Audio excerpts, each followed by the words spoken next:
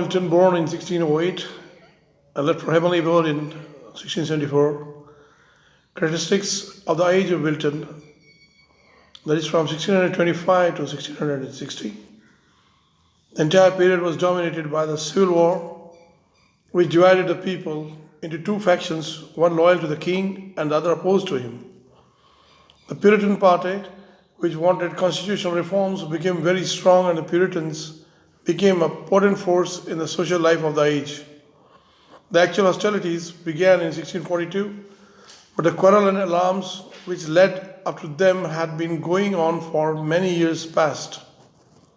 The fighting ended in 1649 with the execution of Charles I, but there was little political stability during the interrogation or interim of 11 years which followed.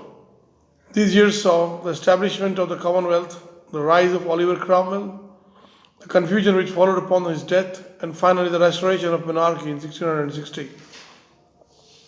The Civil War and other political events considerably affected the literature of the time, so that poetry became lifeless and prose took on a fierce and controversial character. In the field of poetry, we find a marked decline from the high standard reached by Elizabethan poetry. Not only is the output of poetry much smaller in this age than in the Elizabethan, but the passions and fervor of Elizabethan poetry has been replaced by an intellectual play of fancy. In prose, there is an increase of activity, but also an undercurrent of melancholy and pessimism. One great literary figure dominates the whole of this period, but for John Milton, the age would be far poorer in poetry. Milton stands head and shoulders above the other poets of his time, and he stands alone in many respects. A giant Elizabethan born out of his due time. The poets other than Milton who defies classification can be broadly divided into two groups, the metaphysical poets and the cavalier poets. The first class includes the name of George Herbert, Crashaw and Vaughan, and quite representative of the second class are Lovelace, Suckling and Crowe. Harris, the great lyricist, seemed to embrace both the groups. The metaphysical poets were generally very uneven, and amidst much that is extravagant and far-fetched, we come across certain beauty of phrase and melody of diction.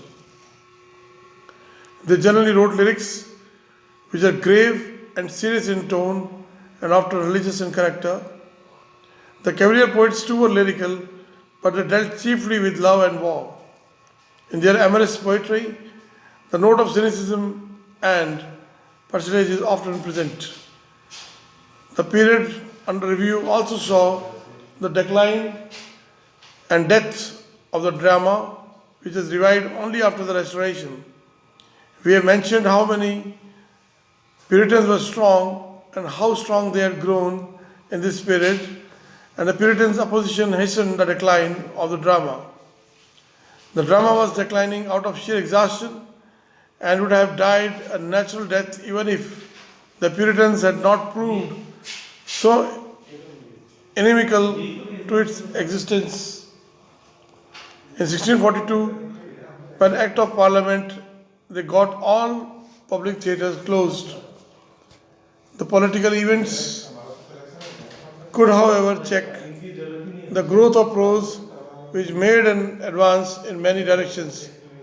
The prose output was considerable, and much of it was excellent in kind. Sermons and pamphlets dominated prose literature, but history, politics, philosophy, and miscellaneous prose were by no means neglected.